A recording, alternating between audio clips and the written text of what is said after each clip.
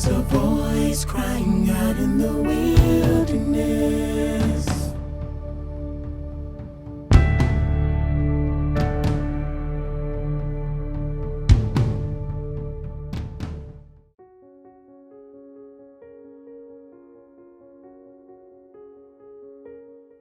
Woman, power, pain, sex, death, strength, strength.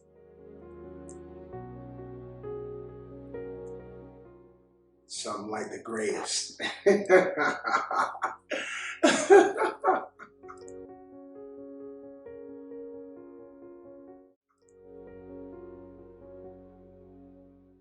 Dave Tolliver is a man. I am everything to everybody, and I am drained, but I'm a fighter. I'm a stranger to no one. I am a counselor. I'm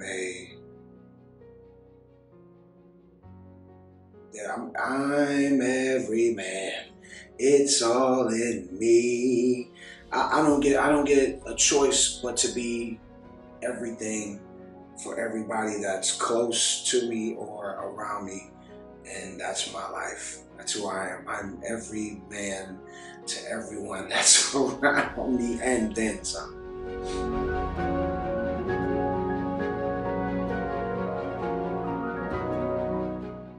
My surroundings, I would say, taught me to be a lover of self.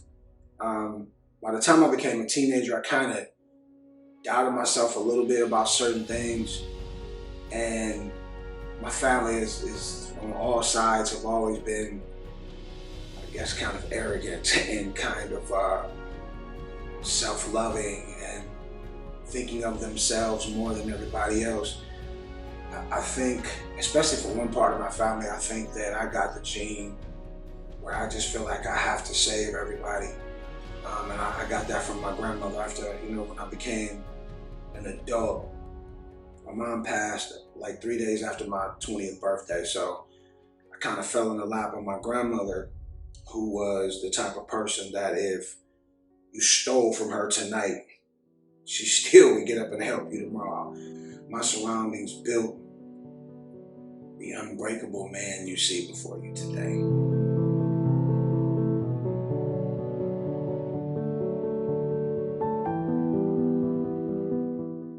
I'll be honest, I'm as strong as I have to be for everybody else. I just turned 50 and I've heard 80 million people say, man, you're so strong. I wish you so this, that, and the third. But am I as strong as people perceive me to be? No.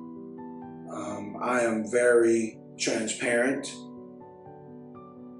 People have seen me cry and break down and lose it, especially with all the losses that I've had with family, health situations, career, and I have still stood steadfast in my faith, and my belief in myself. I tell people, if I wasn't a fighter, I would just lay in the bed every day and just pop pain pills. I have to get up every day because people depend on me, and I could easily say no, but I want to. I feel like that is my mission. That is what God commissioned me to do.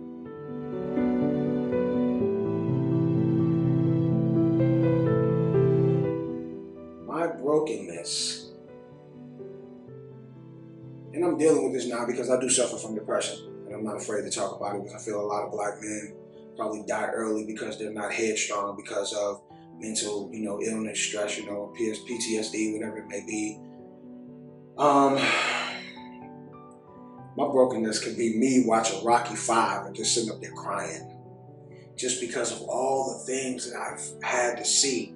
And one thing I learned, and I think another thing that keeps me going, is one thing that I learned from my grandmother. She said that, baby, no matter how bad you are, there are a million people worse off than you. And when I start to drive through the city of Atlanta or any downtown city, you see so many people without shoes, without clothes, without food. Do I deserve to cry? Have I been through enough? I say yeah, but there's probably, like she said, a million people that say that they've had it worse than I've had it.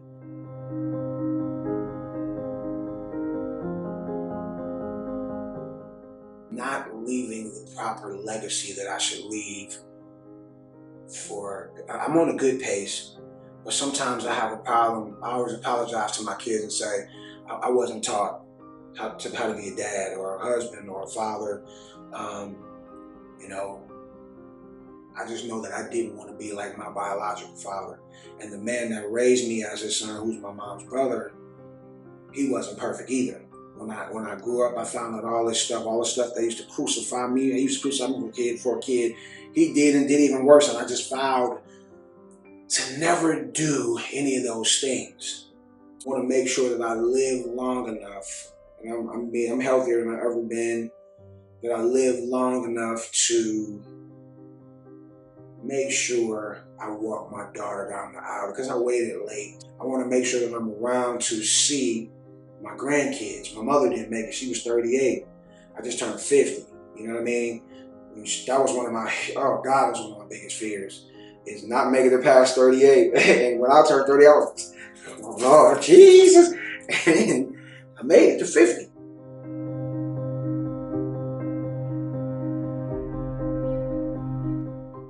My brokenness, it started probably when I was 20 years old. When I just registered back for therapy about 2 years ago. I was in therapy, and she told me 28 years that I had never mourned my mother. She messed me up so bad one day. She came in and said, when you come back in, I want you to think of 3 questions to ask your mother at 3 different ages if she was here. I don't know how that woman answered the questions like my mother would have answered them, but it knocked me off my feet. And I think that was the first thing. And her leaving me, I mean, dog, that was my baby. Her leaving me, I was 20, and the last day I saw her was on my birthday. So 3 days later, I had a dream that she passed. And when I woke up, she was gone.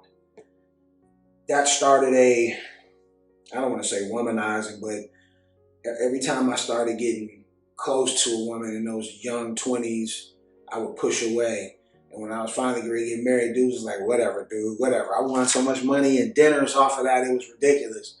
But I think for me, my brokenness started with that. It started as a young kid, watching my biological father abuse my mom, and then me getting whoopings for no reason. That shit was brutal. And then as we got older, man, I started losing, friends. I lost a friend here, lost a friend there. And my grandmother, it just kept being losses, and it seemed like I could never get away from it, because in my group, our biggest song was a record that Gerald Levert wrote for us that I had to sing for my mother. But damn, how many times have I sung that song at a funeral? And for like the first 10, 12 years after that, when the career started to die down and we were doing that, every time I had to sing at somebody's funeral, I started having flashbacks. And like, I didn't think about getting into counseling or therapy and stuff like that. Then 2 years ago, I lost my very first best friend. And then all the way up to December of last year, it was crazy because the summer before, my sister, she kept getting these infections in her stomach. She caught an infection, it went septic. And, make a long story short, all I saw that night, what I had to endure, just watching her fight and then pass. The next couple of days, I had to set a viewing. I felt like I had to make sure that she got her passage. I had to watch and make sure all the way till I did the eulogy. That knocked me off my feet. That broke me.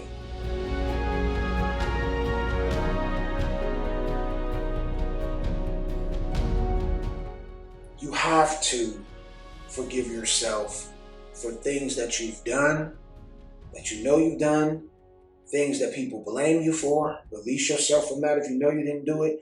And you just have to forgive others, because, like I said before, forgiveness ain't for them. hated my father as a kid. I realized that I had to forgive him for me. If I did not forgive that man, it would have killed me. Because every time I saw him, I was enraged. Like, even when it was pleasant times, I wanted to kill this man. I wanted to kill him, seriously. But now, I done fell in love with him. I'm like, damn, why couldn't we have been cool back in the day? You know, I found out that my father's father did the same thing to his mother and all of them. So you become a product of your environment, and we pass that down. We don't think, but we do pass it down.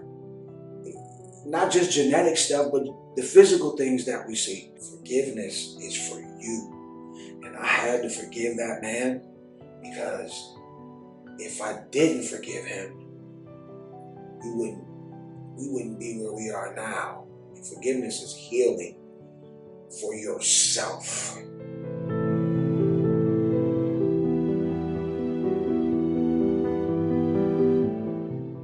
My struggles, I think, are going to continue forever, because nobody ever gives me a chance to be weak.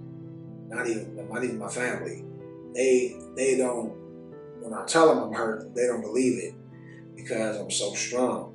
And you know, sometimes you have to seek outside friends or other people. Why you talking to that? I'm like, because they don't give me no headaches, and they understand what's going on, and you're not really paying attention to what's happening. And I'm addressing, I'm dealing with it. I'm checking back into therapy now. I am crabby, cranky, evil. You know, I suffer from a lot of pain, physically and mentally, but I get up and go every day because I don't have a choice. Because more than just the people in my house depend on me. And that's crazy, but they do. And I'm dealing, trust me.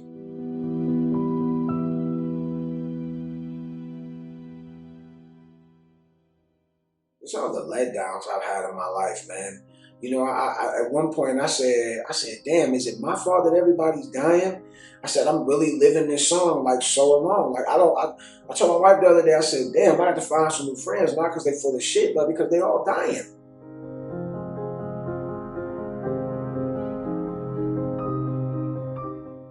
It kept me from committing for so long, and I didn't realize that until I was on a Caribbean island, living there by myself, alone. Man, I was doing everything wrong. I was unhealthy. I was about almost 200 pounds heavier.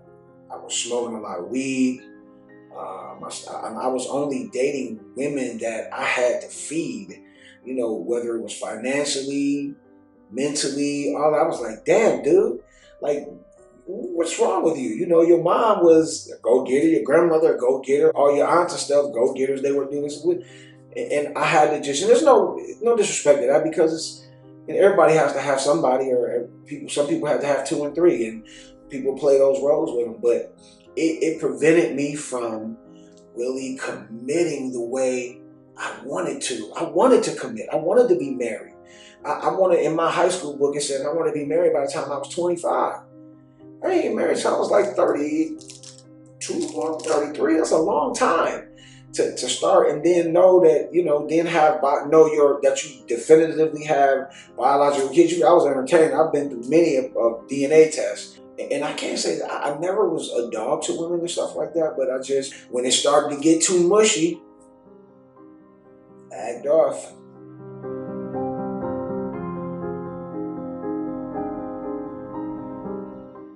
I think what scared me, what I realized when I got older, was it was just that anything that was comforting and reminded me of my mother, and you know, you come across that thing and subconsciously it's like, oh, and you don't even know what it is, but you be like, well, I'm gonna just ease on out the frame.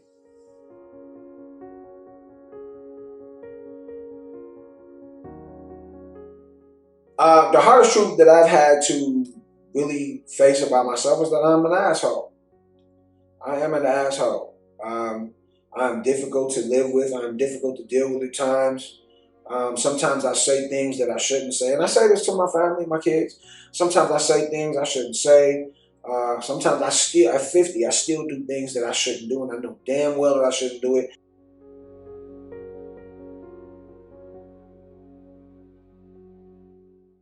I know that there are a lot of people that depend on me. My kids, my nephew living with me now. I call him my neph's son. Um, they depend on me. I depend on me because I don't want to die now. Not yet.